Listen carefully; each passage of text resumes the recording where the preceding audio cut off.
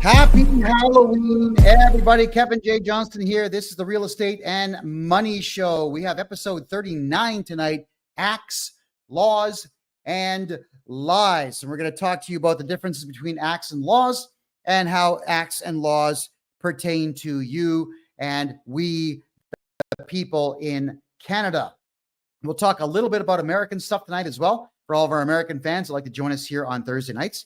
I want to say thank you to everyone for being here tonight. It's lovely to see you all again. Why are you watching this show? You should be giving out candy, should you not? Or maybe staying at home eating the candy that you didn't give away. By the way, could everyone let me know in the chat room tonight how many kids are coming by? I always remember when I was growing up, especially in the Toronto area, there would be hundreds of kids on the street in costumes trick-or-treating. And the last time I was in the province of Ontario, that's about 4 years ago now, I don't think that there was anything more than about 20 kids that were out for the entire night. It was actually pretty depressing. So I'm hoping that we can find some way to get our culture back. I can tell you, I'm down here in Panama City, and they've had Halloween decorations up since beginning of September.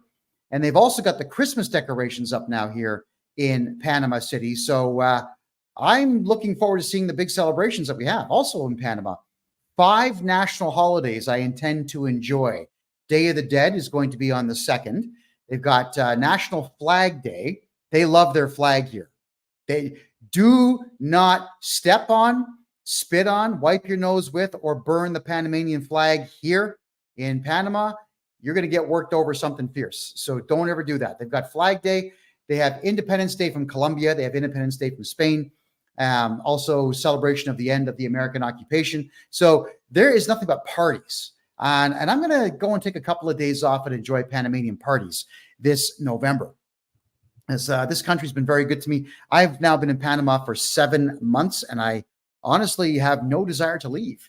And not any desire whatsoever. So we're going to cover quite a bit tonight in reference to tax. We're going to be covering a little bit about real estate and how real estate and taxes in Canada are conjoined, and the best ways that you're going to have to combat everything that the Canada Revenue Agency is choosing to do to steal more and more money from you. So let's get into something that a lot of you don't know, and that is in Canada, there is something called the Taxpayers' Bill of Rights. And that Taxpayers' Bill of Rights has 16 clauses within it, all of which are protective of you and not the Canada Revenue Agency. Now, I just so happen to have the Taxpayers' Bill of Rights up and running here. And I want to cover them. I'm only going to cover 3 tonight. You can read them on your own. It's on Canada.ca, the official website of the country of Canada. Hold on there. I just lost the link. There we go. There's only 3 clauses, and the most interesting of them all, there's an interesting one, there's a powerful one, and there's an absolutely awesome one. So let's go with the first one here, which is clause number 1. In Canada, your tax rights or taxpayers' rights are, you have the right to receive entitlements and pay no more and no less tax than is required by law. Now, in Canada, albeit there's kind of a rule, a guideline, a strictly, sternly enforced idea that you have to submit a tax return, but there's not a single law that says you actually have to give the Canada Revenue Agency any money. And I mean not one law. There is not one algorithm that shows how much you have to pay for tax in Canada. Yeah, go through it yourself. There's the Excise Tax Act in Canada. There's the Income Tax Act. There's the GST Act. And there is the Canada Revenue Agency Act. And not a single one of these acts actually illustrate to anyone about how much money you're going to have to pay the Canadian government. So clause 1 of the Taxpayers' Bill of Rights says you don't have to pay any more or any less tax than is required by law. But if there's no number that is required by law, then What are you guys giving the CRA money for? I want to cover that one a little bit more. Greg, thank you for the gifts, by the way. I appreciate that. And if you're watching on TikTok tonight, double fingers. Let's get the likes flying and everyone share. Please, same thing on Rumble. If I could get everybody hitting the thumbs up, please, which you'll see pretty much below the T in my name right here. The Taxpayers' Bill of Rights is great because when it issues the statement, you don't have to pay any tax except for what is defined by law. And then there is no law that states that you actually have to pay that tax. Well, then I'm going to tell all of you, keep your money. Stop paying tax. But if you're going to stop paying income tax in Canada, you got to do it the right way. And you do it the right way by utilizing every single solitary form that the Canada Revenue Agency makes available to Canadians that will actually benefit them. And of course, I just so happen to know what all those forms are, and I utilize those forms to get people's tax bills down to zero legally. I've been asked the question a lot in relation to Clause 1 of the Taxpayers' Bill of Rights in Canada. If I don't have a house and I don't have a car and I don't have bank accounts and stocks and bonds, retirement plans, if I don't have any of that and I owe the CRA money, can they take any money from me? No. And especially if you don't have a bank account in Canada. And the only way that they would ever know if you have a bank account in the United States or Costa Rica or Panama or Grenada is if you tell them. All right. So Derek is asking me a question here. Is any of this possible when working for an employer that reports to CRA? Absolutely it is. Absolutely it is. If you're on a T4, I can absolutely wipe out your entire tax debt utilizing other forms that the CRA makes available to us. 100%. All right. So with you not having to pay tax, if you have no assets, you have nothing they can take, then don't pay. You don't have to pay. I've had numerous conversations with CRA representatives, and they're very upset with me, I might add, about the fact that I record my calls with them and, of course, put them up for the whole world to hear. And why would I not do that? Because all of you need to know that the CRA does not have any power whatsoever. So Clause 1 of the Taxpayers' Bill of Rights is going to protect you in that there's no law in Canada that says you have to give the money. They'll try to get it. If you've got a bank account in Canada, they'll try to get that. If you've got a house in Canada, they're not going to seize the house and sell it. They're going to put what's called a writ on the house, which is not even a lien. It's just a notification that you owe somebody some money. But if you file an appeal with the CRA, which of course I know how to do, and then we just go to a judge and say, listen, we've appealed this decision and we would like the writ lifted off the house, please. The judge will do it because the CRA did not ever use legal means to be able to put those writs on your property. Now, the next clause that I like is number 7. This one's fabulous. I love this one. Very powerful. You have the right, unless otherwise provided by law, not to pay income tax amounts in dispute before you've had an impartial review. So you have the right to not, I'm reading this verbatim. You have the right to not pay personal tax amounts in dispute until you've had an impartial review by the CRA, or if you've sent an appeal to the Tax Court of Canada until that court has issued its decision. Think about that. So if the CRA says, we assess you, we think that you owe us 100 grand, we can't prove it because we're losers, so we're going to say that you do and threaten you in the hopes that that you pay, which many people unfortunately do. So you appeal it and take it to court, which will buy you between a year and even 3 years to get to tax court to argue in tax court about the validity of the claim that the CRA is making that you owe money. And the worst thing that happens if you lose is that the CRA issues another assessment, which we then appeal. So the appeals go forever. Now, in that time, we can move your house out of your name into a numbered corporation, into a family trust. We can take all your money and move it into a corporate account somewhere else in the country, somewhere else in the world. We can, if the CRA knows about other properties that you might have, We can get those moved into other numbered corporations. We can move everything away so the CRA cannot get to it. And that's the advantage to objecting to anything at all that the CRA says. If the Canada Revenue Agency says you owe money, we object and we get you an appeal date. And that is what Clause 7 says. The tax bill is null and void until that impartial hearing can be had. All right, Deborah says, if your client has to go to court, do you go to court for them? Well, not for them, with them. Yes, you can put me down as your representative. Depending the judge, some judges really hate my guts because I see through the farce that is the court system. And some judges are impartial and they'll just let the whole thing go through. So if we lose, we just appeal that judge's decision and then we appeal whatever comes after that decision. Tax court in Canada is not a court, it's a tribunal, and the judge cannot issue monetary penalties against you. That's even on the website for it. Here's the other one too. I like this one very much. Taxpayers' Bill of Rights, Clause 15. This one is radical to the max, dude. Love this one. You have the right to be represented by a person of your choice. You can choose a person to represent you and get advice about your tax and benefit affairs.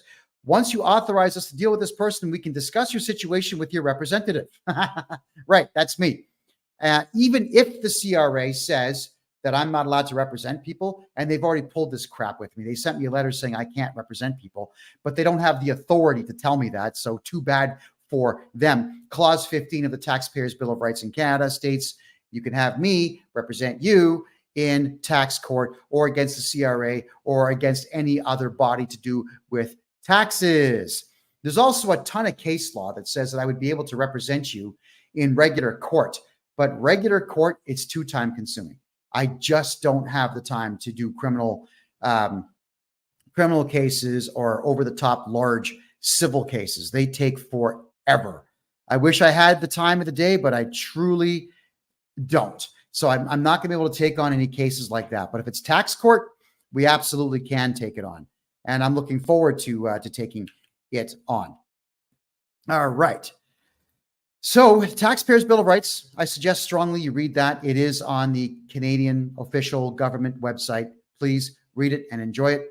Don't forget to share this video on TikTok and share everything out, if you could, please, on X and on Rumble. There's other social media platforms that we're on tonight, but they don't seem to be all that great, like Facebook, for example. Facebook is just junk these days.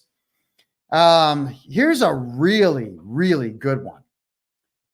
Is there any way to avoid paying true dope capital gains taxes on an American property? Well, the easy answer, my friend, is yes. You hire me. Here's I'm going to answer that question with a question, which I don't like doing, but I'm going to. Why the hell, as a Canadian citizen, would you tell the Canadian government that you have a house in the United States? I'll wait. Of course you won't.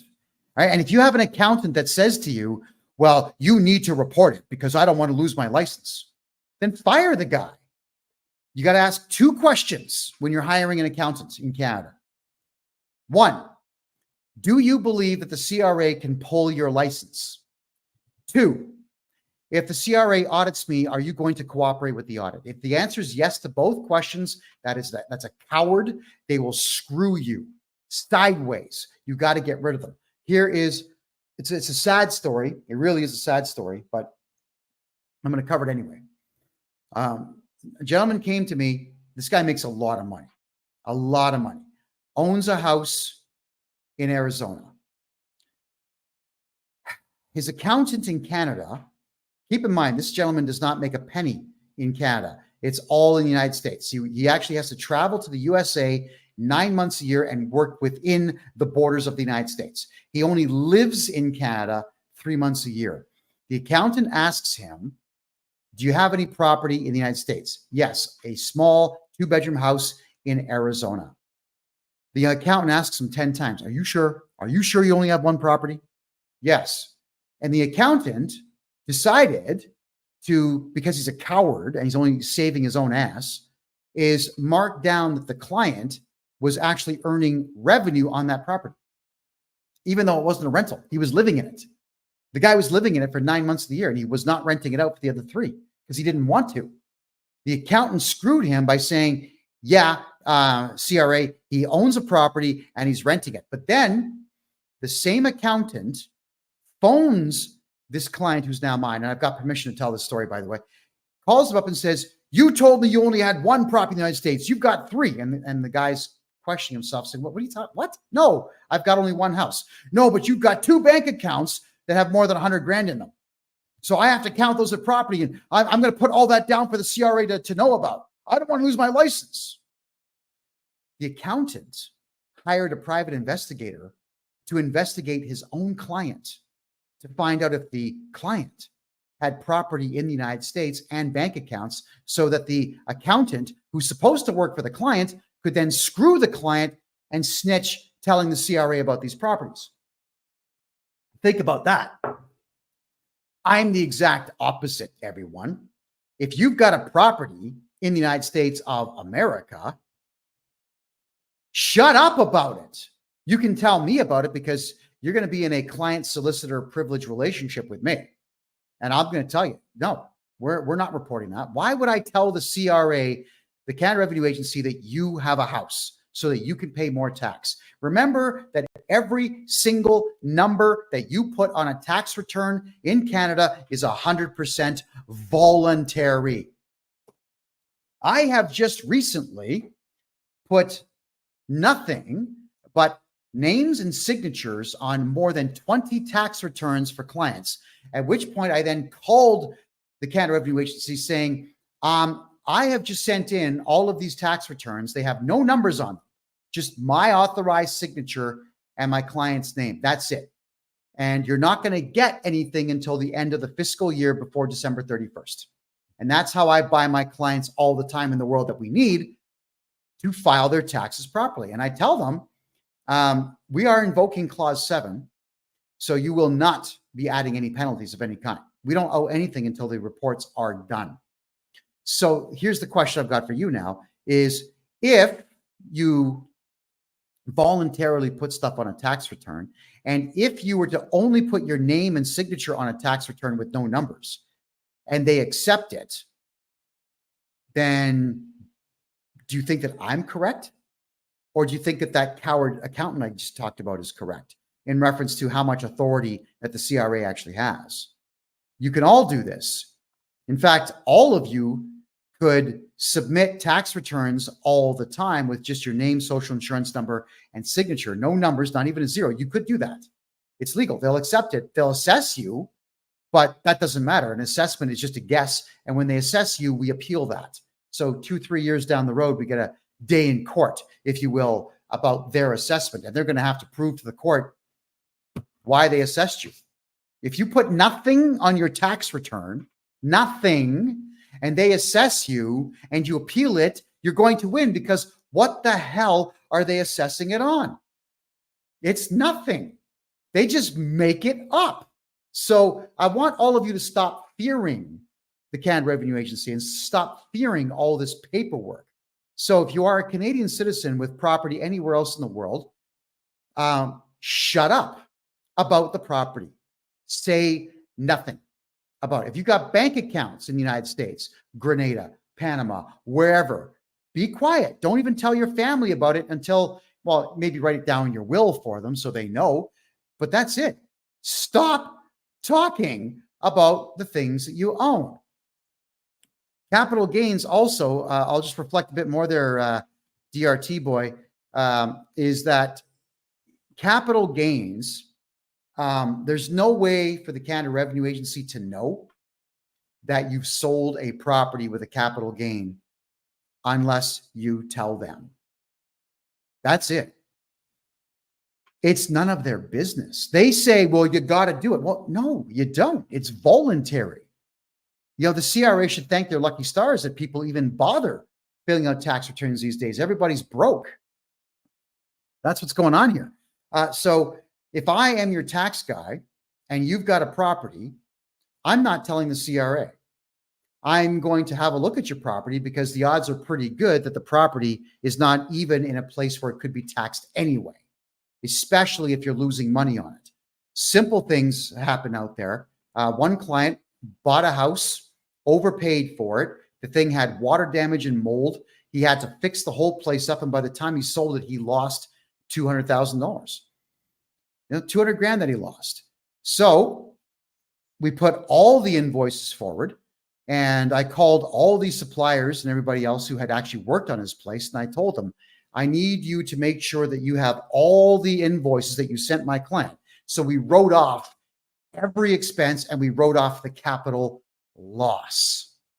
Sometimes you lose in the gold market, in the housing market, in the antiques market. Sometimes you just lose. So that is when we report capital, but only losses. You never report a capital gain. It's pointless. There's no point, and there's no way for them to compel you to report it. They have no power to make you do so. Mverse is asking, why does the CRA get a copy of T4s and T5s? Because your employer is a coward and submits them. That's the only reason. Because your employer is a gutless jellyfish, spineless individual who thinks that they have to submit the T4, who thinks they actually have to put you on a T4 in the first place, and they don't. You got to remember, if you're an employer in Canada, if let's say Johnny, you're paying Johnny 100 grand a year. Let's actually work out what that tax rate would be. I'll do that right now. So $100,000 per year salary in the province of Ontario.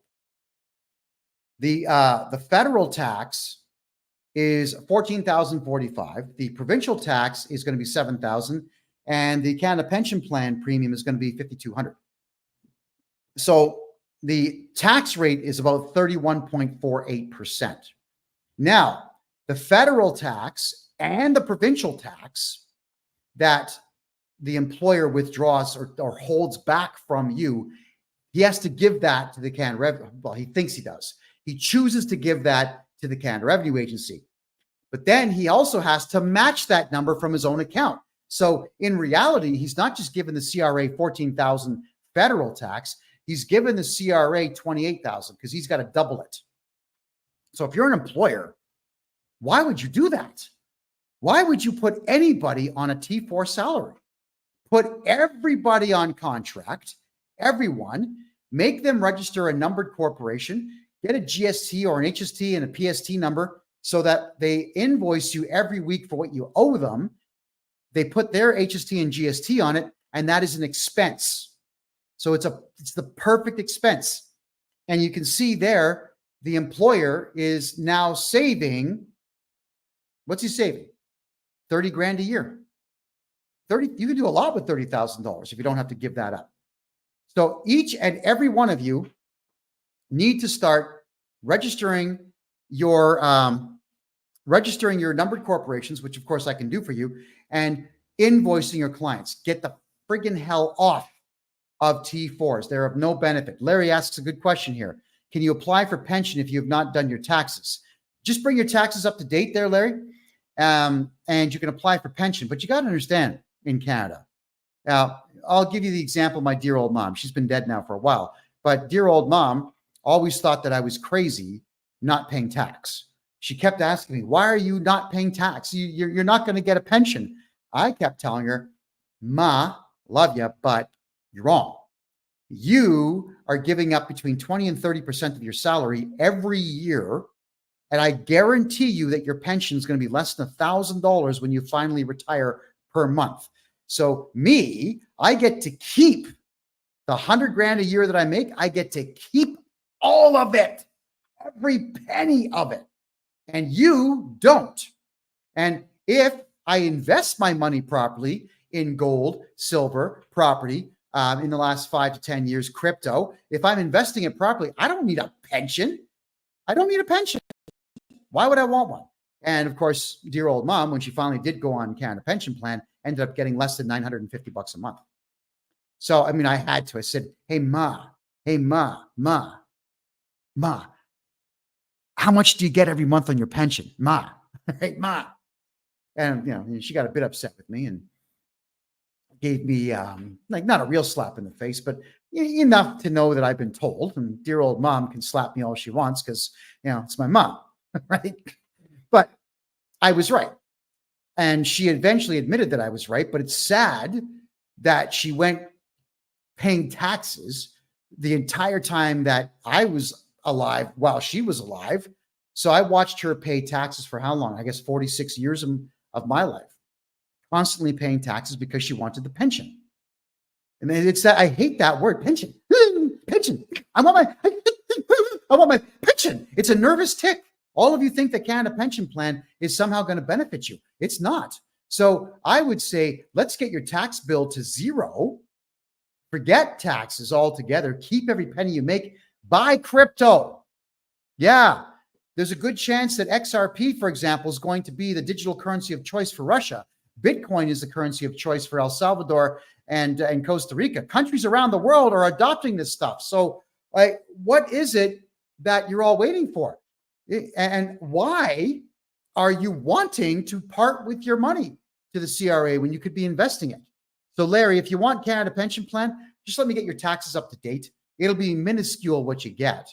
But Larry, if I go back and redo your taxes for 10 years, then the odds are pretty good I can probably get you about half of all the money you've ever paid for 10 years back. Very, very high, in fact, because I know what I'm doing. Okay. Wilson, you're asking me about the United States.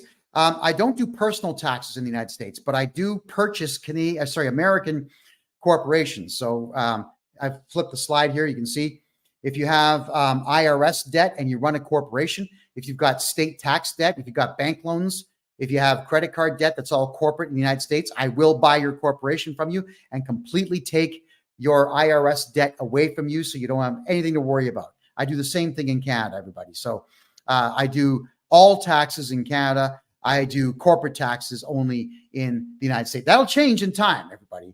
But right now, it's only corporate in the United States. All right. Just checking your questions here. Marie asks, what if I'm a shareholder from father's estate from his company? He passed away years ago. Marie, that's I would need to understand the structure of the company. You own 10% of it. So if the company's profitable, then you can actually take dividends out. You weren't the original investor, so you can't really necessarily do a tax-free corporate withdrawal, but I can register you a numbered corporation.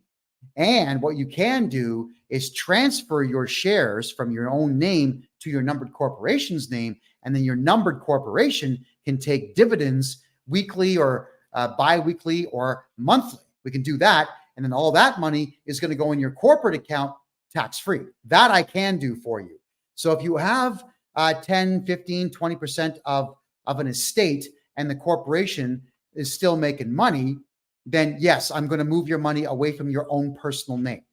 Yeah. Marie, definitely get a hold of me. Kent, could you put my website address in the chat room, please, so that she can see it there on TikTok? And Bob, can you do the same thing here on Kick, please? I appreciate that. Thank you. All righty. So it's going through a couple things to do with Canadian law here. I want to talk about acts versus laws when it pertains to taxes. I'm not going to cover acts for medical and acts like the Highway Traffic Act of Ontario. I'm not going to cover that stuff. What I'm going to cover, though, is the difference between an act and a law when it comes to governing income taxes in Canada. So the difference between a law and an act in Canada, I'm going to read verbatim here from a lawyer's website. Not a very good lawyer, so I'm not going to credit the guy, but it says law implies a system of rules recognized by a country to regulate the actions of the citizens, so the entire country. On the other hand, an act is that segment of legislation that deals with specific circumstances and people. So many use the two legal terms interchangeably, but there is a notable difference between act and law, as the former is a subset of the latter. So what they're saying to you here is laws are for the entire country. It's for everybody. You know, don't kill people. Don't steal people's stuff.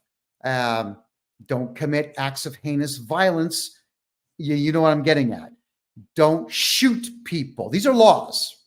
And the laws that we're talking about here, laws, they pertain to everyone, regardless of wealth, social standing, caste, religion, at least in theory, they're supposed to. Not in Canada, but that's the way it's supposed to work in theory. Whereas an act are a set of rules that are very specific to a very specific thing, such as the Income Tax Act is very specific to just income tax, but also even more specific to just what the Canada Revenue Agency is allowed to do. So the Income Tax Act really doesn't pertain to we the people. I've read the whole thing. I can tell you it's just a rule book for the Canada Revenue Agency as to what they can and cannot do. The Excise Tax Act just kind of expands upon it, whereas the Excise Tax Act is not just income tax, but it's all the other taxes that they collect, like corporate income tax, goods and services tax, and so on. But again, these acts they're not laws for the people. They do pertain to the CRA. So whenever the Canada Revenue Agency is quoting an act, they'll quote a very specific clause in an act that says, well, we're going to take your money because clause 125 subsection 3 says we can. But then you hire me and I send back a letter saying, oh yeah, but here's the 15 clauses that counter that. By the way, here's also clause 1, 7, and 15 of the Taxpayers' Bill of Rights that will counter that. Oh, and by the way, here's the criminal law on extortion, theft, intimidation, uttering threats, criminal harassment. There's all kinds of laws you're breaking. So these are the laws that I will quote to the CRA representatives who are stating that the act somehow warrants their god-awful behavior. So I wanted to just point out to all of you that the acts that the Canada Revenue Agency are referring, and I don't know what the acts are in the United States in reference to personal income tax. I have not studied it yet. All right, but the act, when the CRA is quoting it to any of you, it does not pertain to you. It's very similar to bylaws, municipal bylaws in Canada. They don't pertain to you. They only pertain to the people who work for the city. I have my company is Canmore Acquisitions Incorporated. My company has bylaws, right? They don't pertain to you. They pertain to anybody who works for my corporation. That's all that a bylaw is. It's just rules for an entity that you choose to be a part of. So you could choose to work for the city of Montreal or the city of Toronto or the city of New York. Well, New York, different story, but you can choose to work for these places, and then those bylaws of the city will pertain to you, but municipal bylaws are not laws. So we, the people, don't have to abide by any of them at all. Now, if a building, if you are in a government-owned building, like a municipally owned building, I've had this happen a lot to me back in the days of, you remember that COVID nonsense. I would go to public buildings and ask to talk to somebody to prove that there was anything, and they wouldn't do it. So I would get these 30-day bans from my hometown city hall, or from the Central Library, or from Toronto City Hall. They would say, you're banned for 30 days. And I would show up exactly 24 hours later, and they'd say, wait, we banned you. I said, well, you did. But a ban from a municipal property can only last for 24 hours. That's it, because it's publicly funded. All right. Your tax dollars are not voluntary. They're taken through threat of, we're going to steal your house if you don't pay these taxes. So because it's publicly funded, the public has a lot of rights. So what I'm getting at is these bans, you can't go to City Hall for 30 days. Not in Canada. It's 24 hours. The Canada Revenue Agency has recently told me, you can't represent people because we don't like you. You've hurt our feelings. Okay, but that's their policy. And their policy is not law. So they actually do not have the right to tell me that I cannot enact Clause 15 of the Taxpayers' Bill of Rights and represent my clients. They do not have the right to tell you, you can't hire me to represent you against the CRA. I've already sent my letter in. If they keep this nonsense up, I'm just going to hit them with a huge lawsuit, and we'll drag this out in the courts, and it'll be incredibly embarrassing for them when we all find out that they are so afraid of me that they're going to try to ban me from communicating with them. Are you kidding me? Yeah, like that's going to happen. So I want you all to know just how many rights you truly do have. Laws pertain to everybody. An act pertains to one specific thing or one specific group with a very specific intent. And they have to be brought forward as a bill. They have to pass 3 readings in Parliament. Then they have to pass 3 readings in the Senate. Then they have to get royal assent from the king. And not a lot of them get that far, if you want the truth. They really don't. Tig Devil is asking how to get a hold of me. If somebody could please put my website address in the chat room there in TikTok, please. By all means, get a hold of me. Hit me up on the contact form. Got a couple more questions here. All right, Freebird says they give you fines if you don't get permits to build for your home. You have to follow their bylaws. Okay, again, when you are applying for a permit to get something done in a municipality in Canada, the best thing in the world to do, like the fastest way to get a permit like that done, because yeah, they will use the courts and they have unfortunately unlimited resources to fight you on that. But what they're doing is they are relying on the municipal act of the province that you're in Canada. So if you want, let's say, a swimming pool, and you only want your pool to be 20 feet long by 10 feet wide, you put forward an application for 60 feet by 50 feet, and they'll come back and they'll say, no, you can't have that, but you get their attention because it's so big, and then they will very rapidly get you the smaller one. You see, they're weirdos that work for government. If you say you want a huge pool, they'll give you a permit for a small one within a couple of days, because they're going to think, I showed him, that guy, who does he think he is? He wants a 60-foot pool. I limited him to 25 feet. But you only wanted to build a 20-footer. It really doesn't take all that much to get that kind of a thing done.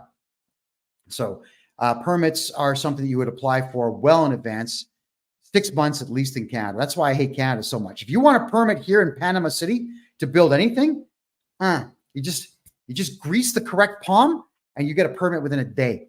It takes a day to get a permit here to build a 1,000-foot tall skyscraper. A day. So some systems are just better than others. So Freebird, if you want to do something that requires a permit, always apply early and apply for something crazy big and let them knock it down for you a bit.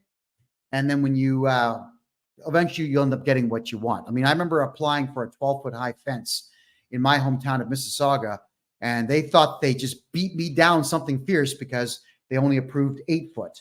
But that's all I wanted was an 8-foot high fence, because the 4x4s I had ordered were 12 feet long. 4 feet was going to be underground and only 8 feet above the ground. And the plywood I was using for the fencing was 4 foot by 8 foot. So, I mean, they really showed me, didn't they? All right. Think about that. All right, Deborah. Thank you very much, Deborah, for putting my website address up. I appreciate that. DC says, I'm told the CRA has power to take my wages. They don't at all. Let me explain this one. And this is about Canadian cowardice. You can always count on Canadian businesses to do a couple of things. Number one, screw up customer service completely. Count on it. Number two, to be a complete gutless coward and cave into the demands of anyone who says they work for the government. The CRA, if they can't get you to do your taxes or pay your taxes, they will go to your employer and send your employer a requirement to pay letter. And your employer's on the letter, it'll say that if you don't pay us before paying your staff member, we may audit you. Well, so friggin' what if they do? So your employer is a coward and says, I don't want the trouble. Oh my God. So I'm going to steal money from my staff and give it to the CRA because they sent me an unlawful letter. That requirement to pay is not lawful. It's not a court order. It's not a legal command.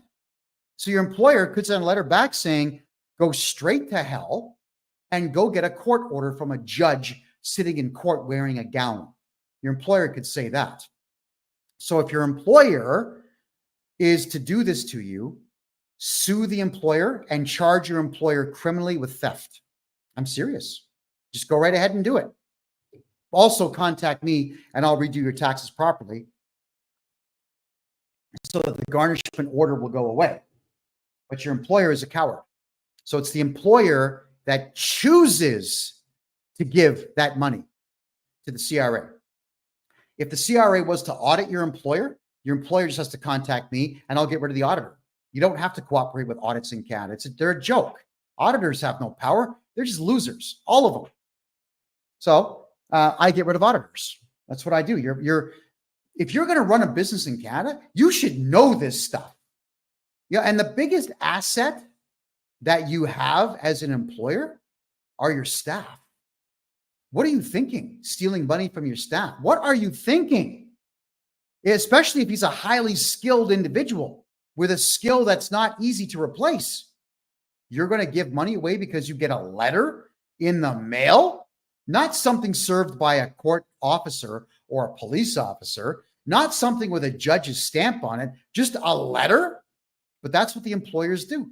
They're gutless. So sue your employer, charge your employer. Theft. There you go. Jackie's asking me if I know anything about Ireland. Well, I've got family in Ireland, but I've never been. I'd like to go. I might go next year, but I can tell you that Ireland's collapsing. That we know. I know that Irishmen need to stand up and become men again and clean up the mess that their government's made for them. But that's another topic for another day. All right. But I mean, for Irish taxes, no, I haven't studied Irish tax law at all. All right. Freebird says 20 years ago, we used to have fast track, but life is very different today. Well, life is different today because the average person kowtows and just caves in at the slightest indication of pressure. Now, I don't know what it is, man. When I was a kid, I just could not accept the fact that authority is a real thing. You know, what is it about a costume that has this word bylaw or peace officer or police? When you put that on, somehow you now are on duty, and now the universe understands that you have some kind of authority just because that stupid crap is on your body. I've always rejected that fundamentally. And I reject the fact that any human being has got power over me unless I willingly give it to them. And the only way to get power over me is to hire me. Now, because if the paycheck is really good, I'm going to do a lot for that paycheck. And if you want me to do something without paying me, you better point a loaded weapon at me and be prepared to kill. All right. That's just how it is. You'll get what you want so long as you have the weapon. God help you when you don't. So I'd like all of you to start thinking the exact same way. Kevin, if you ever want some cool custom TIG weld art, let me know. Yeah, TIG Devil, right behind me. This wall's kind of blank. I would love to get some cool stuff up there. So let me know. Let me know where you are. Contact me on my website, please. I'd love to talk with you for sure. And Chili Betty says she voted for Trump today. That's fantastic. If I have a small business in Canada, do I have to pay my tax? If it's a sole proprietorship, don't ever register those, by the way, please. Those are the dumbest things in the world to do. They are attached directly to your social insurance number. Yes, you can have a lot of write-offs, but in case you do get into financial difficulty with your business, you can't sell it because it's you. But if you have yourself a corporation, TIG Devil, get a hold of me. I do private seminars on how to never pay tax again. So you want to get a hold of me on that one for sure. All right. Jackie says, thank you. The nanas of Ireland are the ones standing up and being counted. Yeah, I know. Men aren't men anymore. Another topic for another day. Alrighty. I've been asked some pretty serious questions here. I was going to go through a few of them. Mitch says, you're ignorant when it comes to crypto. I will have to start doing crypto shows, but not yet. I'll get some pros on to talk about crypto for you. JJ says, I guess I'll be incorporating. Yeah, JJ, get a hold of me. I'll take care of the incorporation. It takes 3 days. We'll get you that, get you the GST number, and I'll give you all the instructions that you need to protect every penny that you make, every single penny. Gina's asking, Kevin, would Royal Bank of Canada branch in Georgia, United States, report a mortgage to a Canadian? A mortgage a Canadian has to the CRA? It's a possibility, Gina, but what you've got to do is you got to go into the bank and talk to the branch manager and ask them if the RBC branch is franchised or corporately owned out of Canada or corporately owned out of the United States. Find that out, get a hold of me, and then we'll get you the answer that you're looking for. All right. What do you know, Kevin, about the vacant home tax? Well, let's read the article here. The vacant home tax declaration period for the 2024 tax year will open November 1st, tomorrow. The deadline to dispute your bill for the 2022 and 2023 taxation year is December 31st of this year. The vacant home tax program requires, all right? That word means we want you to volunteer. That's all that it means. The vacant home tax program requires homeowners in Toronto to let the city know if their property is occupied or vacant every year by making a declaration. The goal of the program is to increase the supply of housing by, threatening homeowners to make their vacant residential property available for rent or sale.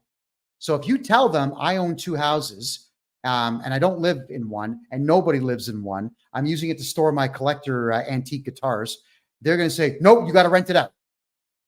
So why would you tell them that? It's just the city of Toronto. You don't tell city staff what you have. Are you kidding me?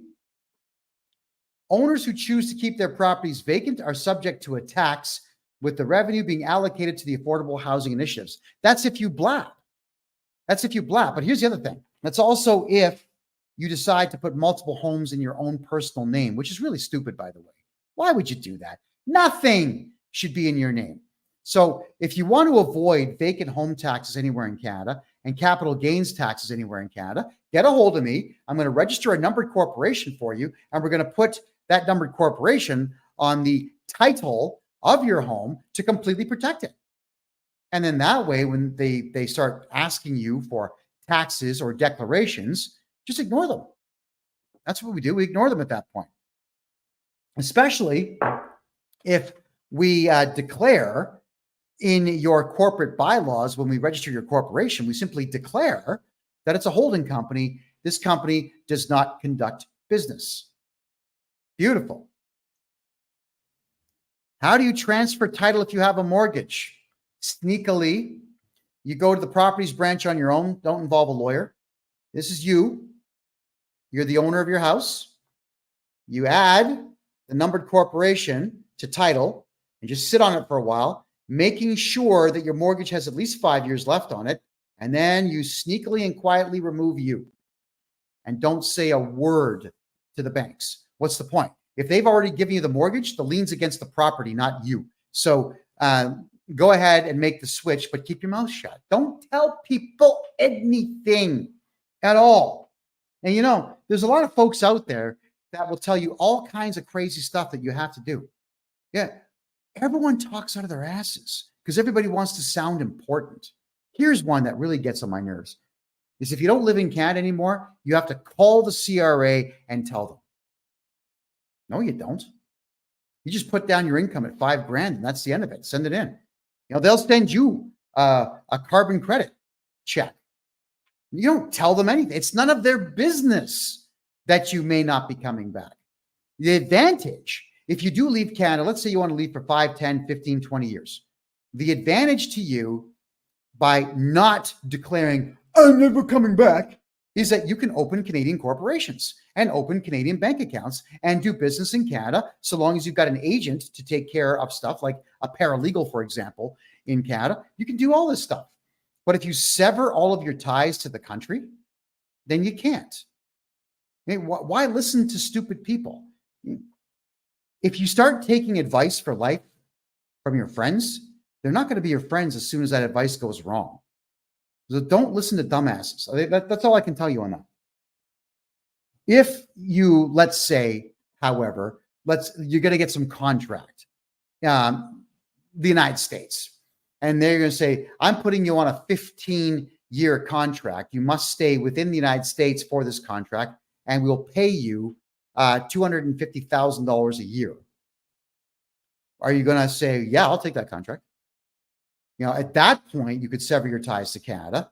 And then when you return 15 years later after that contract's done, as a very wealthy person, you could declare yourself returning if you wanted to. But I'm telling everyone, it's no one's business what you're doing. So really, don't get on social media telling everyone, I just took a job in New York. Why would you do that? I don't get it. Why do people put photographs of their children on social media? You buy a new car and you show it off on social media. You sell your house and you brag. I bought it for $300,000. I sold it for $6 million. What a smart person I am. Why do you people do these things? Shut up about your personal lives. Stop talking.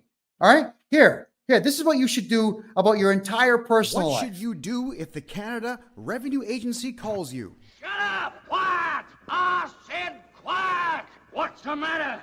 You deaf or something? All right, that's what you should do. You got to be quiet. Stop talking. And I've covered this one before. I'm going to cover it again now. What should you do when a loved one dies? When do you contact the Canada Revenue Agency? 3 years after they're dead. Actually, not even when they're dead. 3 years after you've drained everything out. Once you've got the properties moved, the bank accounts emptied, the RSPs drained, once you've got all that done, then and only then do you report the person died. But the tax returns, you don't put numbers on them. The CRA is going to say, well, what did they earn? Well, nothing, you idiot. He's been dead for 3 years. So you put the name and social insurance number on it, sign it, put the word deceased right across it. Death certificate number, mail it in. Never tell the CRA that a loved one has died. They will send letter after letter after letter out the door. They're going to catch you when you're in a state of vulnerability, and you're going to be afraid of what they send. So again, shut up about your personal lives. Don't go on social media saying, Mommy died, Daddy died, my doggy died. Don't look for sympathy online from people that you don't know. It's going to cost you money. We don't live in private times anymore, and everybody out there wants one-upmanship on everybody else. So please stop talking. All right? Getting back to what I was saying earlier in the show about laws versus acts, everything to do with inheritance, everything to do with estates, everything to do with your personal tax, your corporate tax, your corporate income tax, your payroll tax, GST, they're not laws. None of them are laws. They are all acts. So the Canada Revenue Agency is lying to you, just like tonight's show was called Acts, Laws, and Lies. They are lying to you about the fact that you've got to do what these acts say. You truly do not have to do any of these things. You don't have to pay tax in Canada. You just got to report the stuff. Just get them off your back and give them the minimal amount. If you're worried about how to do a tax return to get rid of them, contact me. I'll take care of all your personal taxes. Here's a funny one for you. Did you know that you can submit 10 tax returns for yourself a day, every day, 365 days a year? Yeah. You can submit 3,650 tax returns if you wanted to. And the CRA would have to look at them all. You could send one in for $1 and then say, oh, what was I thinking? $1 trillion. Oh, what was I thinking? 100,000. Oh, 250. You could do this every single solitary day in Canada, and the CRA would have to scrutinize every single one. Could you imagine if 1 million Canadians started putting in 10 tax returns a day with different amounts? All right. Because when you sign the bottom, you would actually put a note on it. You could use masking tape or just white out or whatever else, and then write on it saying, may not be accurate, sign it, throw it in. And if they had to look at 3.5 to 4 million tax returns a month that were just bogus, they wouldn't have time to scrutinize anything or anyone. Now, somebody asked me what I was talking about 2 weeks ago when I said that there's a civil war taking place inside the Canada Revenue Agency right now. All right, we're going to talk about that. Some people may not like what I'm going to say here, but yeah, it's my show. And I've always chosen just to tell the truth on my own show because it's more fun than trying to make stuff up. All right. The Canada Revenue Agency officially has more people working for it than the Canadian military does. They had hired 30,000 diversity hires, people with intelligence quotients way low, like under 80. Really, really, really dumb people from really, really horrible countries that work for the CRA. And they don't get along. You know, if I've got my numbers right, Nigeria, for example, has got 154 different tribes living within the country, and they hate each other. All right. Ethiopians hate Eritreans, but Ethiopians, they're split into two groups, the Tigrays and the Amharas. And the Tigrays have been killing the Amharas for the last 50 years. So they hate each other. And they put Amharas and Tigrays in the same office together because they don't know any better. And people in Canada, they're stupid, right? They have no clue what the dichotomy of Nigeria is. So they'll say, oh, you're from Nigeria, and you're from Nigeria, and you're from Nigeria. Okay, we're going to put all of you in the same room at the same desk. But those of you who know what's going on in Nigeria, there's a province called Biafra that wants to separate from Nigeria. Biafrans hate everybody else in Nigeria. Boko Haram runs the entire north end of Nigeria, sorry, and they can't stand the Christians, right? So the Christians and the Muslims are at each other's throats. Then there's the smaller sect on the west side of the country that can't stand either party. So you've got these massive battles going on in Nigeria. Then you've got all these Nigerians that you've hired who absolutely hate each other, want to kill each other, and you're putting them all in the same office together and then saying, do your job and call Canadians who are born in Canada and steal their money. So they're all fighting with each other all the time. The Canada Revenue Agency is having a really difficult time with this, by the way. And what they are doing now is putting most of these people into home offices and then giving them toll-free numbers and cell phone numbers so they can work from home. Now, what happens here is when any of these particular individuals work from home and they pester one of my clients, they have no choice but to give their home office phone number to my client. I will make the phone call on behalf of my client, and if the person's polite, I don't publish their office phone number. If they're rude or they get on my nerves, then I do publish it, and I ask all of you to call them politely and just ask questions about their role and ask questions about their knowledge base to do with taxes and the law. And the Canada Revenue Agency doesn't like it when I publish people's phone numbers because the CRA is spending a lot of money getting more and more toll-free numbers to put into people's homes so the Nigerians don't kill each other in the office, so that the Eritreans don't kill the Ethiopians, so the Sudanese don't kill the Egyptians in the office. It is insane what's going on. And it's worse if it's Pakistanis versus Indians.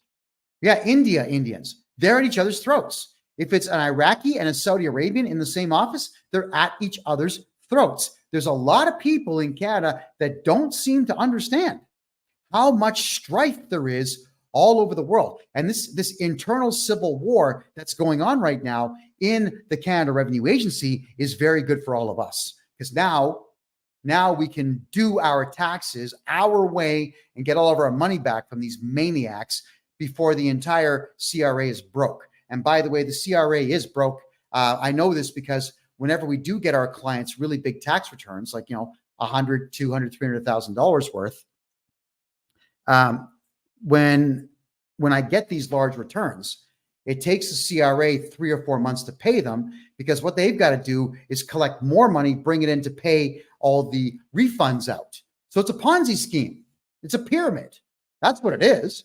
They don't have the money in the bank anymore. Like they're surviving seemingly month to month now. They got to rob Peter to pay Paul, and they got to rob both Paul and Peter to pay Steve. And then they lie to Steve and try to get all that money back. It's crazy. All right. Oh, Marie asks a very good question here. Now you've heard it all. Why does the Canada Revenue Agency hire these people to work for them? Very simple reason. Their policy, not law, but their policy at the Canada Revenue Agency is to send you a letter, make 3 phone calls, send you a letter. If they're unable to reach you or get you to cooperate with them, that's when they send garnishment notices out to your boss or to your bank. Now, what happens when you're born in Canada and you speak perfect English and someone calls you on the phone and you don't understand a word they're saying, but they're acting rude and belligerent? What do? You hang up the phone because you're aggravated. These people are aggravating, so I get it. But if you hang up on them, it counts as one of those 3 phone calls that they have to make. So they are deliberately getting these non-English speaking maniacs to make phone calls to all of you to get through those 3 phone calls as per their policy without you cooperating because you don't understand them. Specifically and only to garnish your wages. It's a very sick system. The corporation's got to be taken down. I can't stand them, and I'm doing my part to bankrupt them. All right, let me have a quick look here.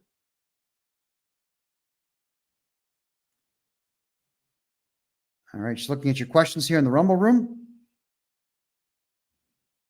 Okay, Mr. Vic's asking, why do you have to make sure you have at least 5 years left on your mortgage when you flip the name of your house? Well, because you're going to have to renew your mortgage if you don't pay it off. If you've got let's say a 15-year, 20-year mortgage, and then you switch the house into a numbered corporation, well, you've still got 20 years on that mortgage before they figure out that you've switched the title of the house. All right. So if you're going to pull stunts, make sure you have enough time left. Like if you have only 3 or 4 months left in your mortgage in Canada, you don't be playing games of flipping your property ownership. Renew the mortgage for 10 years and then flip it. That's how you do it. All right. Someone says language is not a knowledge. You speak a perfect English. It doesn't mean you're clever. Your success rate with what you try to attain as a goal, that shows that you're clever. Your capacity to win a debate without violence, that would mean that you're clever. Your capacity to outwit and outsmart opponents without having to use weapons to do so means that you are clever. Language is a technology. So I'm going to say I disagree with you a little bit there. Let me just give you a quick rundown on language here, all right? The English language, with all the technical terms and whatnot out there, has about 400,000 words in it. And the average man, by the time he's 40, and I mean the average man, only knows about 40,000 words. But the hyper-successful businessman knows between 80 and 100,000 words. The definitions of them, not necessarily etymology, but definitely the definitions. So when you factor in the average guy who knows 40,000 words and then compare him to the other guy whose vocabulary is double, and because every word in English pertains to a person, place, thing, historical event, or otherwise, then that's 40,000 more things that hyper-successful businessman knows. He's hyper-successful because his vocabulary is huge. I'm trying to remember the name of the author that said so, but he did say that I've noticed that there is only one thing that separates the unsuccessful man from the hyper-successful man, and often only one, a large vocabulary. So somebody who has a vocabulary of 120,000 words or more is clever. I'm going to have to disagree with your comment, but thank you for making it. Margaret says, what happens if the CRA finds out? Sorry, Margaret, what if they find out about what? If you could let me know on that, please clarify your question. I'll gladly answer that for you. I'm just going to be checking the Facebook room now.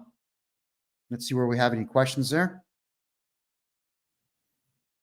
Okay. All right. Carol says, I bet the CRA would love to shut you up. Yeah, of course they would. If the Canada Revenue Agency had it their way, there'd be a bullet in my head right now. They know that I'm going to cost them billions of dollars, but they also know that I'm going to do that because they don't have any laws to back them up. What they would need to do is have a whole bunch of laws written to stop me from representing clients and stop me from investigating them. But it's public information. How are they going to stop that? No, it's not going to happen. They're not going to stop me. If the CRA was smart, if the Canada Revenue Agency said, this Johnston guy, this guy here, he's got a big mouth. He's never going to shut up. And they would be right to say that, by the way, on both counts. Why don't we just give this guy $25 million US and make him sign an NDA and shut him up? I could probably be persuaded to shut up for $25 million. Then I would switch careers. I don't know, maybe do something nutty like, I know what I would do. I'd buy one of those planes that does zero-G dives. That would be a good time. Parabolic. Was it a parabolic or hyperbolic arch? No, parabolic. Parabolic arch flying where you're weightless for up to a minute and a half. Yeah, probably do something like that. I don't know, tourism. I'd switch careers at that point. So let's see if the Canada Revenue Agency is smart. You guys are going to try to get rid of me with the courts. It's not going to work. You'll threaten me. It's not going to work. You got nothing to threaten me with. So why don't you make me an offer I can't refuse? It's incredible. The Canadian government, they've tried everything to get me to shut up. Everything except bribery. Isn't that funny? They never tried the one thing that every other government in the world will do. The Canadian government hasn't tried that. Losers. Not very smart. All righty. I'm just going to go back now to some of your questions here. Would I sell out, Kevin? I would say when I got a bit older, if I started having health problems, let's hope I don't, but let's say I was 70 years old and I had crippling arthritis and I couldn't move my hands or my wrists and I had cataracts and whatnot, I'd sell out at that point so I could get some surgery to get myself all patched up and alleviate myself of all of the stress. But, by the time I'm 70, that's like almost 20 years, 17 years where I can teach other Canadians to take up this mantle. So I could do a lot of damage by the time I would be at sellout age. At 70, though, I think we should all sell out at 70, don't you? Hey, life is really short. And at 70 years of age, I would have to pay attention greatly to the fact that there would only be about 15 years to go. And right now, I think the only person that's doing their 70s properly is Sylvester Stallone. I don't know if you guys seen that show he does, Tulsa King. The guy looks fantastic. He looks like he's enjoying life more in his 70s than he's ever done before. So I guess I'm just going to say that if I stay healthy and never get any major ailments or whatnot, and I'm enjoying myself still, no, I'm not going to sell out. So long as I'm enjoying what I'm doing, no. Egregious health issues? Yes. All right, moving on. All righty. So someone was asking me about tax reform in Canada. And they were asking me if I could break down upcoming tax law changes and how it's going to affect everything. All right. Well, capital gains is the big one, where Trudeau wants to increase the amount of capital gain that we are all paying on our homes and our corporate properties and gold and silver and whatever else. But as we've said before, if you come to me to get your taxes done, there isn't going to be any capital gain, because it's not my job to scrutinize your life and say, hey, dude, come on. Right? If you got a second house, you got to tell me so that I can tell the CRA you got a second house and screw you. That ain't my job. My job is to get your taxes done to the greatest benefit of you, not the CRA. I'm not here to raise funds for the CRA. I'm here to save you money. I'm here to protect you from the CRA, because they are animals and criminals, maniacs. I can't stand them. So I'm not going to be screwing you over. I'm not going to hire private investigators to investigate my clients to see what you have. I don't have a license for them to pull, by the way. And that's the other part that drives everybody in the government crazy, is I don't have a license for you to pull from me. So too bad. And clause 15 of the Taxpayers' Bill of Rights says that anyone can represent you. Here I am. All right, there we go. Rocket says, so I have a normal paid by the hour job. Could you stop them from taking taxes off my check? Yes, Rocket. There's ways. It's not just going to be where I sign a magical piece of paper and it disappears. It's an effort. There are steps that I have to take, but get a hold of me and we certainly can talk about that. The chosen one says, I wish you were in the UK. I don't know, man. I'm seeing what's going on in the United Kingdom. I don't think anyone should be there if you want the truth. Every billionaire who lived in the United Kingdom has now left because the UK is that screwed.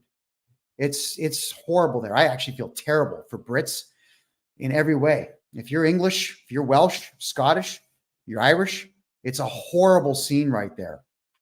And the only thing that's going to ever get me to go to the United Kingdom, maybe, is business, but it would have to be one hell of a deal. I think the UK is something I should avoid for now because there are a set group of people there that are not very much fans of mine. That's all I'm going to say. All right. So tax reforms. So carbon tax rebates, they're a joke, $700 a year. Whenever we do taxes for our clients, if they have a very low income, there's a lot of people out there who are making less than $20,000 a year now, which is really sad. So when they're making low amounts of money like that, this carbon tax that Trudeau is patting himself on the back for is only about $700, maybe $740, maybe for the entire year. And the GST credit that you would get back so you can spend a little bit of money back into the economy might be $350. It's not much. So it's not even worth looking at. As for the best record keeping practice, good question. The best thing that you can do for your records is ship them to me in Panama. That way they are outside of the jurisdiction of the CRA and the Canadian government. And there's no way for them to audit you if I'm the one holding your records. They would have to beg me to show them to them. But because I'm representing you in a client solicitor privilege, I am not obligated to do so. In fact, I can't. Legally, I can't. So even if I wanted to show them your files, I can't. And if I'm storing your files, the CRA is out of luck. You're in luck. They're out of luck. So that is another surefire way for all of you to keep your, in Canada anyway. United States, I don't know if I can do this for you, but in Canada, I can absolutely store all your files here in Panama and keep them away from the CRA. And the CRA gets only what we choose to show them. Margaret's asking if I'm a lawyer. No, but I'm better than most lawyers. I love knowing the law in Canada because the law is extremely one-sided. It's very much against the people, not for the people. And so I help as many Canadians as I possibly can by knowing the law. K-Rob is asking me this question here. Are you still enjoying your life very much in Panama? Of course I am. The country's incredible. I absolutely love Panama. Panama City is awesome, man. There's a mall here that's 1.1 kilometers long. So when we get sometimes awful rainstorms come in, no problem. I take a $3 Uber ride to the mall. I put on my my foot counter and I'll do my 20,000 steps inside the mall. And then I will go to the gym inside the mall. And then I will go to a steakhouse and have a $7 steak. That's about 12 ounces, along with yuca fries, which taste better than potato. Yeah.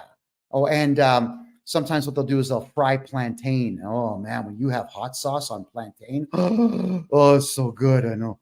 So I know I'm having the time of my life here. And thank you very much, K-Rob, for asking me about that.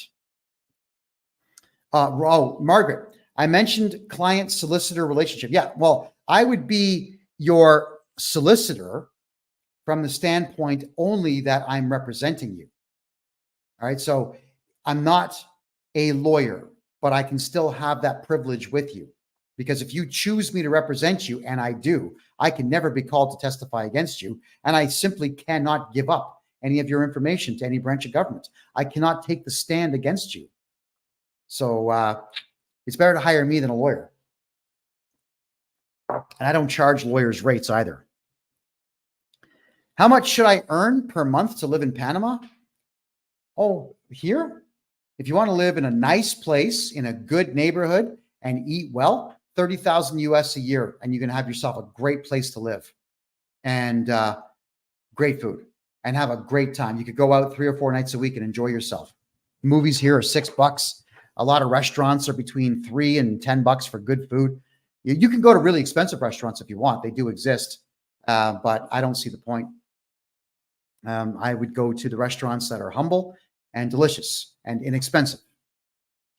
Is it easier to open a bank account in Panama and have an ATM card than in Canada? Well, a Canadian bank account is really easy to open up because there's so many of them. In Panama, if you're a Panamanian citizen, you'll have a bank account open in about an hour. If you're not a citizen or a resident, you'll have a bank account open in about 5 days. They just want to do their due diligence report and make sure that you're not a hardcore criminal, somebody who's a murderer or otherwise, because they won't do business with you. But if you're someone who's just got a couple of drinking tickets or whatever else, they don't care about that stuff. You'll get a bank account in no time. There we go. D. Catherine is asking me, do you have to do a capital gains on a parent's home when they pass away? If you report your parent's death, they'll ask, but you don't have to do anything about it. What you should do, Catherine, or D. Catherine, I think your name is you got to get a hold of someone like myself. There's not too many guys out there like me who will tell you the truth about protecting the estate. It would be better if while your parents are alive, we register a numbered corporation as a holding company and put your parents' property into the ownership of that numbered corporation, and then make you a 1% shareholder of the corporation, split the difference with them. So like they'll take 49, you get 2, 1 or 2, or your siblings split what's left there. And when your parents die off, their shares revert to you. So the house doesn't have to change hands because it's already in the numbered corporation. And that is how you deal with that, is contact me and we're going to hide the property. When your parents die, say nothing to anybody. In Canada, especially, be quiet about it. You're going to tell the CRA 3 years after. And you've got to be careful in Canada. If your parents die, do not go to a lawyer to get the house. Do it yourself, or do it through a paralegal and let them know that there's no probate. You don't want probate. Nobody's contesting anything. Because the lawyers, they'll take a $50,000 deposit. Immediately, they'll put the lien on the property to take that. Do not let your house go into probate, period. So your parents and you need to have that conversation. And if your parents are going to say, well, I don't know, I'm just not comfortable with that, scold them. Because I hear this stupid crap all the time, and it does irritate me. And it mostly comes from women. Ladies, this is not a sexist thing. This is, I get it. Women in Canada and the United States like comfortable lives. They like stability. There's no such thing, just for the record. And what they'll say is, well, I don't know. It's been in our name for 40 years. Why change it now? To protect it. That's why. Anything at all to protect what you have is what you do. It doesn't matter that the house has been in your name for 40 years. Change it to a numbered corporation tomorrow and it's safe. It's still yours. Just change the ownership record to something that you control. And I get this all the time. There's a lot of wives out there, married couples contact me all the time to protect their assets, but it's the wife that stops it because it's fear. Well, I don't know. I just don't think. Like, it doesn't matter that you don't think it's a good idea. I want you to go and research it and find out with case law and fact why it's not a good idea, and then come to me with the hard evidence that it's not a good idea. And of course, no one ever does that. It's just fear. Like the gears begin to turn, like, oh, and the first thing that most of your minds will go to is, oh my God, I'm going to go to jail. I'm going to lose the house. Why do adults think like that? You're an adult. Once you're over the age of 25, you no longer have the luxury of thinking this way. You're in your own way. You're your own worst enemy. And I am a big believer in that adage of you are your own worst enemy when you are making decisions based on fear. It's really sick. So some people pay me a bundle of money to get their houses moved into corporations. And 10 times out of 10, it's the gentleman's wife who says, oh, I changed my mind. I don't want, just keep the money. I'm not going to do it. It's weird.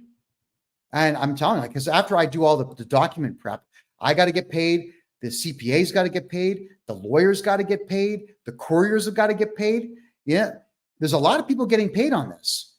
So I'm just wondering why you would hire me to protect your property and then stop me in the middle of it. It doesn't make sense. So you need to be ready to make the change. And now more so than ever before, because the economy of Canada and the United States is tanking. Let's see what happens on November 5th, but everything's starting to tank, everybody. So you've got to protect yourselves completely. Good question here from the chosen one. Can I run a business in Panama as a British citizen? Yep. Come on down, register a corporation, get yourself a corporate bank account, do business. Now, there are things you cannot do in Panama as a non-citizen. Retail stores are very much part of the culture here. So they want the locals to run the retail stores, which means as a foreigner, you cannot be a merchant, but you can run a restaurant. You can have a courier office. You can be a consultant for any field if you want. They're desperate for underwater welders here. You'll probably get $350 US an hour if you wanted to do that as a job. There's a lot of opportunity here. But register a corporation in Panama and hide your money in a Panamanian bank account. Life is good. Life is very good if you do just that. Okay. K Mars is asking me, I missed earlier. Can you please repeat how to get in touch with you? Could everybody please put my official website address down here in the TikTok chat and over here in Kick, please? And well, here it is right there on Rumble. You can't miss it there. So get a hold of me on my website, hit me on the contact form, and let's talk about your taxes. What is your business name? Some ask me what you do and what your type. What I do? Buy and sell corporations that are dying. Help Canadians get out of their personal tax. Help Americans get out of their corporate tax. Help Canadians get out of CERB debt, CEBA loan debt, bank debt, GST debt. I clear all those debts up for absolutely everybody. Canmore Acquisitions is the name of the company, and Canmore Acquisitions is registered in Canada, United States, and Panama. It's in all three countries. Oh, and the Panamanian one owns them all, just for the record. Yeah. Yeah, Marie, security and safety, those things are an illusion. You always have to be forever vigilant. Enjoy the comfort while it's there, because it may not be there tomorrow. So you've always got to prep for it. And as soon as you know that your comfort levels are going to be gone, you have to make a complete and severe adjustment in your life to be able to retain that. So that means you're going to be uncomfortable for a short while before you go back to comfort. Don't be afraid to fix what's wrong in your life. Rocket says, laugh out loud, Kevin. You don't know how many times I want to call you and have my wife listen. She would freak. All right. Well, set a meeting up. I'll tell her everything she needs to know. I'm in. User 96. Doesn't the ownership change triggers a capital gain or welcome tax? How much do you sell it for? No. No, the capital gain tax, yeah, it only shows up if you shoot your mouth off. If you tell the CRA, hi, I want to give you money. I got a capital gain. Here it is. That's how I feel about people that report this stuff. No, they don't know that you sold the property until you report it to them. And let's say one day they start going through property records and they ask you what happened. You would hire me. I would contact the CRA and I would send them a letter saying that we are not willing to discuss anything in my client's private life currently. The questions that you ask are quite frankly rude and vile and none of your business. Discontinue all communication now. The file is closed and they have no choice but to close the file. It's that simple. Why would you tell somebody that you made money on a property? That's your business, nobody else's. Mitch, What does what cost? If you could clarify what you're looking for there, I'll get you an answer. If you don't report a death for 3 years, doesn't the CRA, when it's reported, demand a payment for those 3 years? No, they issue an assessment for those 3 years against the deceased person. And if you want to tie them up for a while, you object to it, and 3 years later, you'll get an appeal date. But good luck. The person has passed away. So they're not going to be showing up for court. You can show up on their behalf and say, here's the death certificate. The person's been dead for 6 years now. So, Your Honor, this is harassment. Throw this out. And they probably will. Okay. Just checking out more of your questions here. What if I inherit my mother's house and I go to sell it? Shh. You get your mom's house, you want to turn around and sell it? By all means, sell it. I wouldn't tell anybody about it at all. Just keep in mind, especially in today's market, you don't really make money selling property. You make money hanging on to it. So I'm wondering, would you not rather hang on to it and rent it out? Would that not be a better use of your time and better use of that house as a resource? I have to leave that decision up to you, but I would say that as long as you keep your mouth closed about what you're doing, there's going to be no capital gains tax. Get a hold of me. I'll make sure there's no capital gains tax. That's just how that works. All right, let me check the Facebook room here.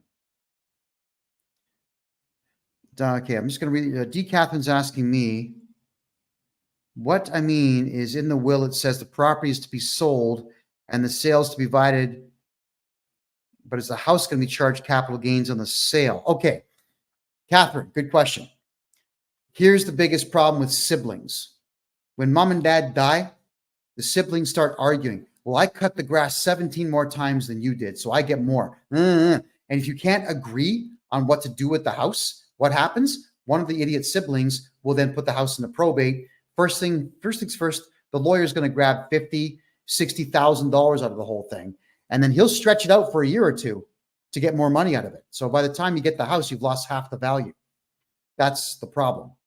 So the siblings, a smart move would just be to put all 3 of your names on the property or get a numbered corporation and all 3 of you become shareholders and rent the place out. Why is everyone in a hurry to sell houses? Man, hang on to them. A house can bring you revenue for the rest of the existence of your family line. Yeah, think about the Rothschilds. They probably own the better part of 1 million homes out there. All of them are making money. You know, being a landlord makes money. So if there is a situation where you've got siblings who are greedy and whatnot, then what we got to do is talk to your parents before they die, and we got to get your parents into a numbered corporation for their property. And then the bylaws of the numbered corporation that owns the house will be dominant over the will because the bylaws have been sworn in. That's it. And the will probably hasn't been. So let's understand that in this lifetime, you should not be fighting with your siblings or anybody else because the lawyers will get all your money if you can't get along. All right, here's a question about tax implications of digital assets and cryptocurrency. It's kind of a long question. With the increasing popularity of Bitcoin and other digital assets, how can Canadians navigate tax implications of trading, mining, and earning crypto? You shut up about it. Quiet. God, if you had Bitcoin and Ethereum and XRP and Kronos and Floki and all the others, why would you tell the Canada Revenue Agency that you've got these sources of income? See, here's the crazy part of it. Let's just say, for example, you buy a Bitcoin. 3 years ago, it was 25,000. Now it's 100,000 Canadian. So what are you going to do? You're going to report a capital gain of $75,000 each year that you have it? What if it drops back down to 25,000 in a bear market? The CRA is not going to pay you back on that capital gain. So you got to shut up. The only thing that'll happen is if you're telling the Canada Revenue Agency that you have crypto, is they're going to tax you every year and you will never be able to report the capital loss because they haven't written the rules in there yet for them to return your money to you. So if you've got a crypto wallet, if you've got a hard wallet, even better, quiet. If you're on any of the major platforms like Binance or crypto.com or Kraken or any of those guys, quiet. You gotta make sure that you're not talking about what you have because they're gonna want it. Now, they have no way to get it. They're not gonna get a court order to make you release it, but they're going to assess your taxes based on that. All right, that's what's going on there.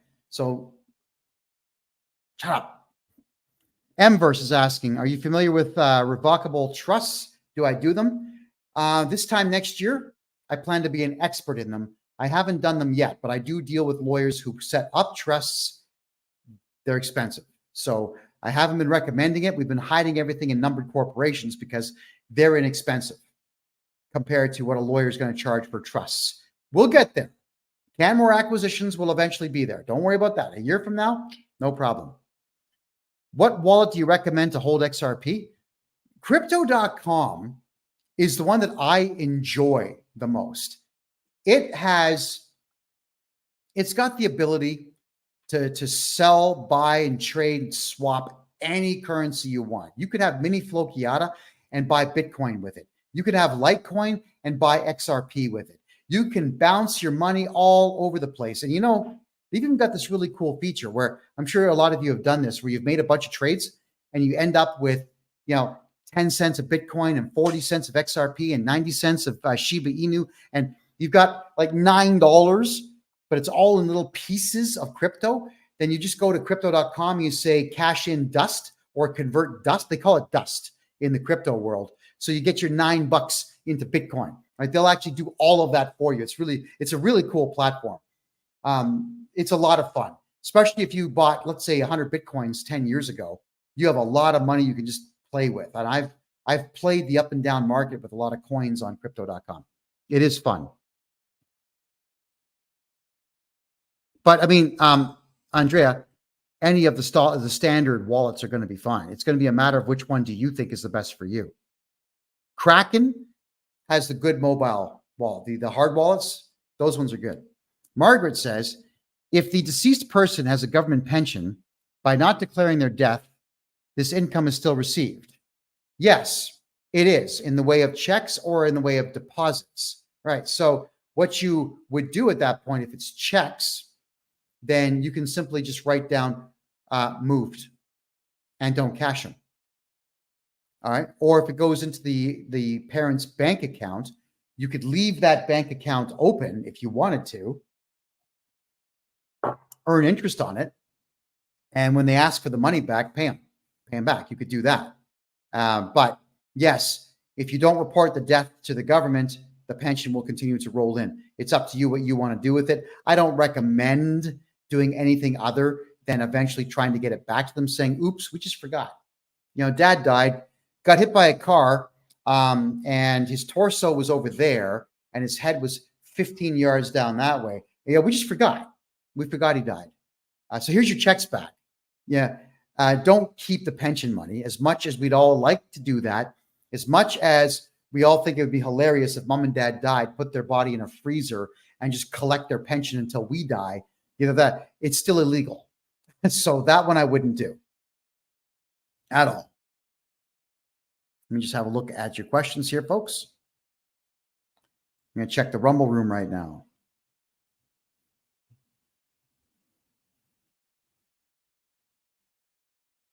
I'm just looking at, okay, so it seems on Rumble, looks like people are talking to each other. There's no real questions there.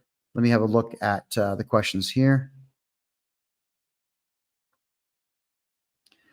Will it affect your XRP value if crypto crashes if you're holding on crypto.com? No, if crypto crashes, doesn't matter where you're storing your crypto.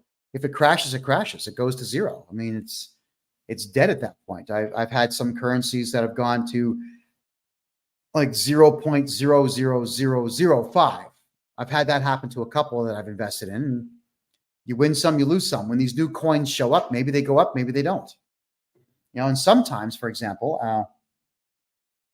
I remember, it was called Mini Flochiata.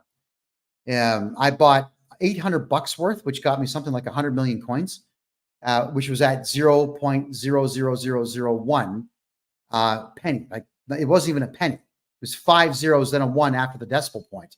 But I figured if it went to a penny, cha-ching. So I bought a bunch, and the decimal point moved 1 over. Wasn't enough for me to sell it, so I'm just going to hang on to it and see where it goes. Sometimes you win, and sometimes you lose. Investments are kind of wonky that way. The only real stable ones in the world are real estate, because everybody wants to have a piece of land somewhere. Alrighty.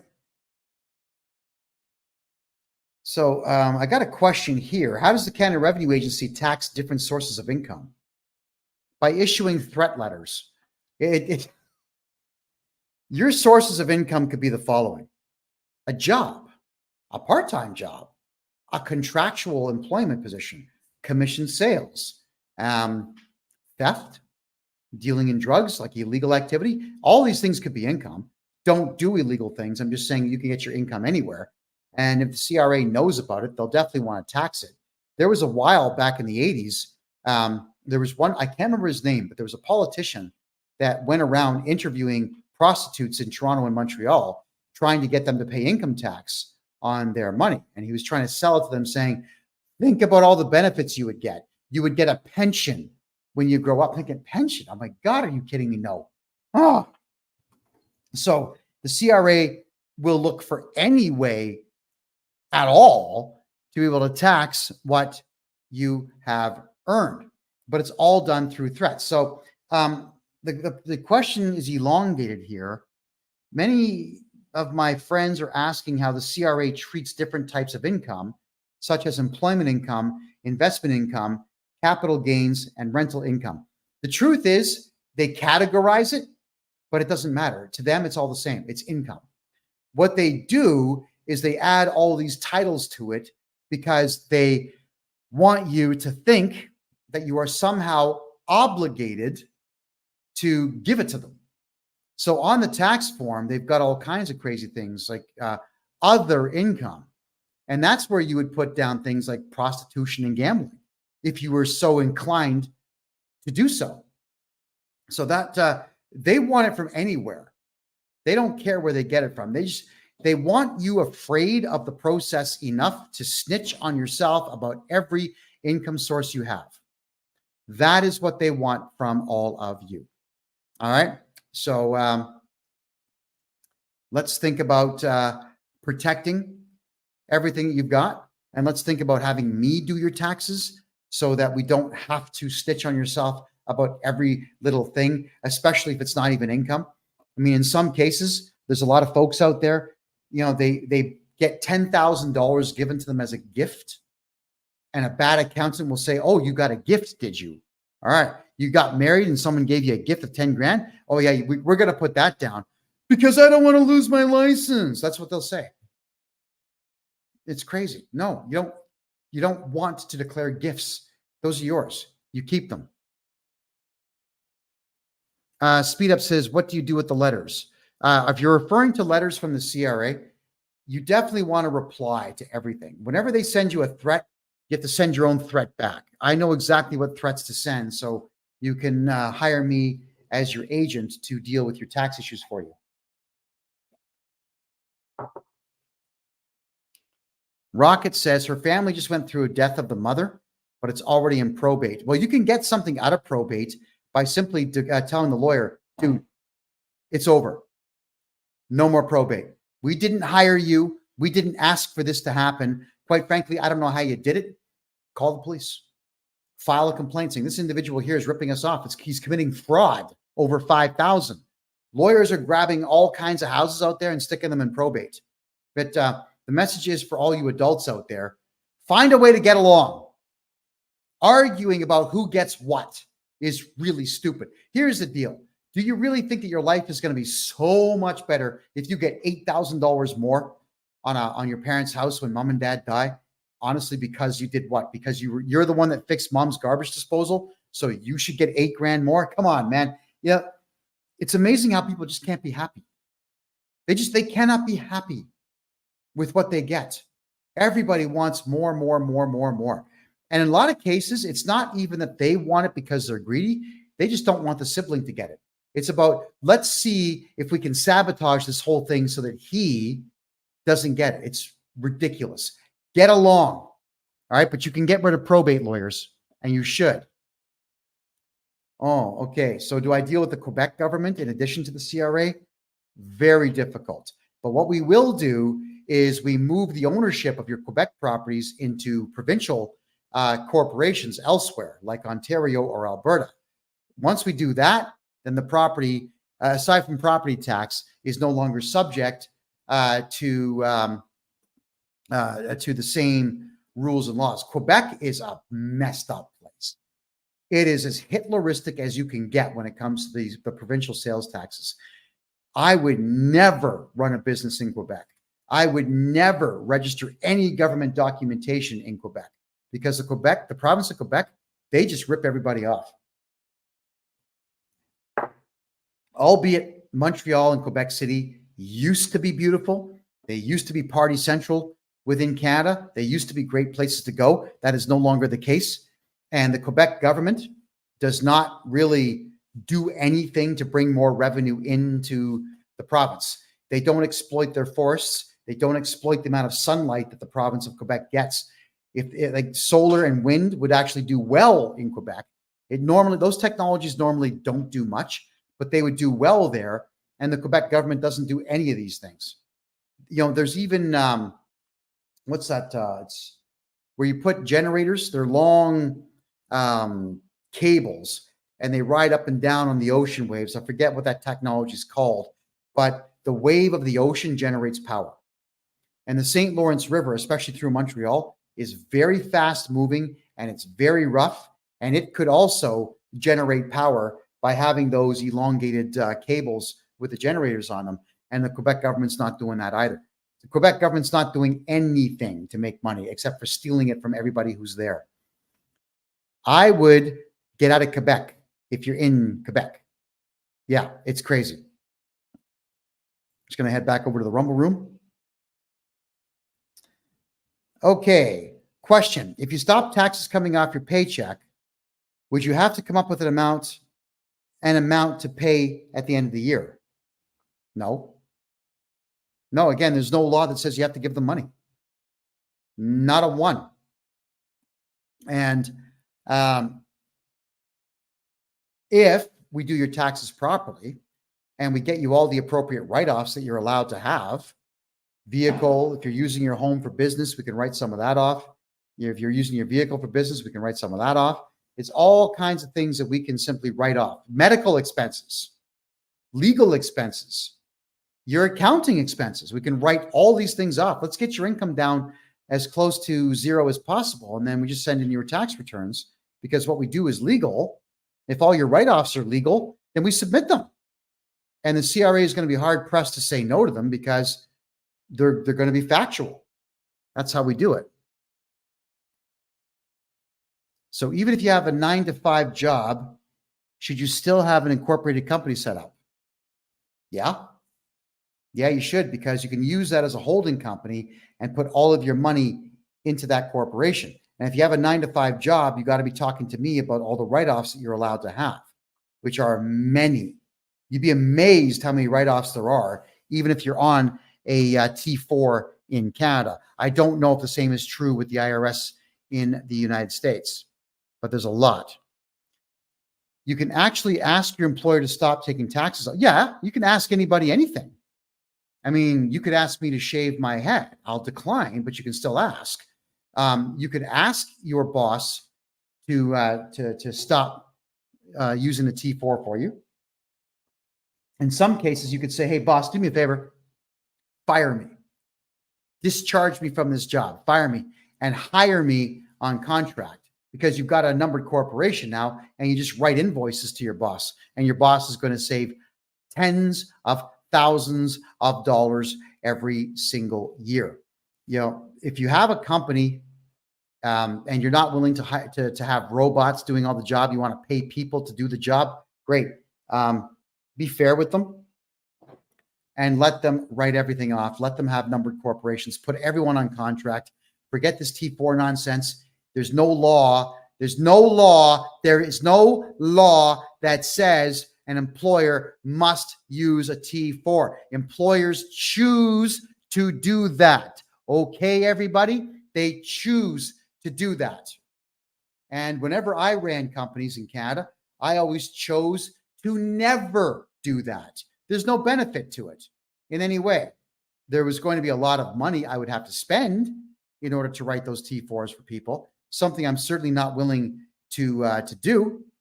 So no, I would never in this lifetime do a T4 if I was an employer. You can always give it a shot. There's no harm in trying to get someone to, I guess, see the light. Just present it to them saying, hey, boss, check it out. I'm going to save you $36,412 per year every single year. What do you say? Oh, and it's not going to cost you anything. What do you say? And then you tell them, look, I've got this new numbered corporation. Here's my custom invoice. I want to invoice you every Friday for my 40-hour work week or my 50-hour work week or whatever your number of hours are in the work week. That's exactly what you're going to do. All right, is just bring it forward. It's all in how you sell it. You want to make sure that when you're trying to get someone to do something, you always have to play to their greed. Never say, can I have a favor? Don't do that. It's, hey, boss, going to save you some dough. Check it out. Pre-do your numbers if you need to. Figure out what the actual numbers are. Pre-do them and tell your boss, hey, look at this. I'll save you $37,000, $51,000. I'm going to go on contract. Fire me. There's no benefit to it. The only time I would say don't get fired in that particular fashion is if you have full dental coverage, full medical coverage, full everything.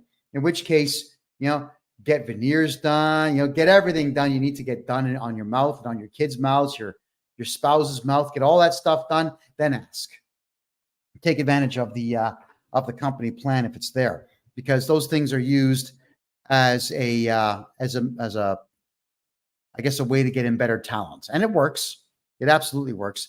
But I would still rather pay for my own dental. If I was, let's say, being paid $200,000 a year to do a job, if I'm on a T4, I'm going to lose about $90,000 to the government, plus all the extras that go with it. Or, I just keep the $200,000 and I can afford anything. Because even if I've priced things out. If I got, like my teeth aren't bad, but if I got brand new veneers covering my teeth right now, I could get the whole thing done for $6,000. So I'd rather just not pay tax and not have dental. Just pay for my own dental. I'm fine with that. What about nonprofit organizations? Power Love, what about them? If you could expand on your question, please. I'd like to address that for you. All right, here's one. What's the deadline for filing my taxes? What happens if I miss it? April 30th. What happens if you miss it? If you didn't make any money, nothing. If you're at the poverty line, nothing. So it doesn't matter. What happens if you miss it or you're going to miss it? You fax them a letter telling them that you have brain cancer or your cat's got cancer or your pet snake's got cancer. Somebody's got cancer and you're dealing with it. I need an additional 90 days. And they usually will grant it to you so long as you let them know in advance. So the penalties for filing late only exist if you're not using me as your accounting specialist. Okay. That's how it is. Most accountants will just go right ahead and write the penalties in for you because most accountants suck. They really suck. How do I maximize my tax refund? Okay, there's a bit more to it. It's a bit scrambled. Hold on. Okay. Should I be contributing to RRSPs to reduce my tax? No, never. The Registered Retirement Savings Plan in Canada, this scam. I was a kid when this came out. It's a scam. All right. So what they do is they tell you that you can put money into your RSP and save a little bit of tax each year. But then when you take it out at retirement age, they just tax you on all of it. to the tune of 48%. Why would you bother investing in something that's not an investment? And the part that really gets on my nerves the most is that the banks who hold your RSPs or the fund companies that do, they actually will hold your taxes back on that particular day, the day that you cash them all in. Now, there are ways to cash in your RSPs and get about 30 to 40% tax reduction. I know how to do that. It's not easy to do, but it's worth it for you to do. So if you ever want to get some savings on that, let me know. Do not get into RRSPs in Canada or GICs. Forget that nonsense. Buy Bitcoin, buy XRP. You'll make a lot more money on that stuff than you ever will on anything the Canadian government has issued in the way of a savings plan. It's all a lie. It's a lie. Just like tonight's show is called, we got acts, laws, and lies. So we've covered acts, we've covered laws, and now we've covered lies. That is all that they do, is lie to you, to frighten you into giving them money for nothing. Speed up. How do you contact me? Could everybody please put my website address right now in the chat room right here on TikTok, please, so that our good friends can get a hold of me and get their taxes brought down to zero where they should be. What should I do if I make a mistake on my tax return? Call me. We're going to look at the mistake, scrutinize the mistake, and refile your taxes. You could refile your taxes back. They say it's only 10 years, but if you do it my way, you can go back as far as 15 years. You can look at all the mistakes in your tax return, every mistake that was made, and resubmit the correct version. Because the CRA, heaven forbid we give them incorrect information. Oh my goodness. So if you're coming to me to get your taxes done, in a lot of cases, I go back 10 years and I fix every mistake that was ever made by the previous accountants, or sometimes yourself. And once those mistakes are fixed, you'll find that you're going to be getting back quite a bit of dough. Typically about half of what you paid, you get back. So some of my clients have gotten checks back as high as 400 grand from all the nonsense that their previous accountants have done that we corrected. It is okay to make mistakes with the CRA. It's okay to make mistakes on your tax returns. Hire me, and I'm going to fix them all right up. Wow. Well, that's a lot of great questions tonight, everybody. I want to say thank you very much for all your questions. This is the Real Estate and Money Show, where we talk about real estate, money, and taxes. I know tax season's coming soon, so we're going to be covering a lot more to do with taxes. Thank you for the heart. Than we are real estate right now. But come the new year, there are some very big real estate projects I'm involved in here in Panama and a couple in Mexico. So I'll be sharing with you a lot about how to invest properly internationally to make the most out of your hard-earned dollars. My God, because it is so difficult to make money these days and so easy to spend it because the price tag on everything is through the roof. And it's all artificial. It's all by design, and it does nothing but hurt we the people. So let's fight back a little bit by getting me to do your taxes for you. I love saving people money. I hate the CRA. I hate the Canadian government. In fact, I hate every facet of the Canadian government. None of it is to the benefit of the people anymore at all. So let's just stop giving them money. Period. Wow. Oh boy, everyone. Oh yes. And I'm going to be covering the election on the 5th. That's Tuesday the 5th. We're going to have some American guests come on the show to talk at length about what's going on in the United States. April or June is definitely coming on. There's going to be a few other surprise guests for Tuesday's show. We'll cover the entire election for at least 4 hours, possibly 6 that night. So we're going to be starting a few hours early.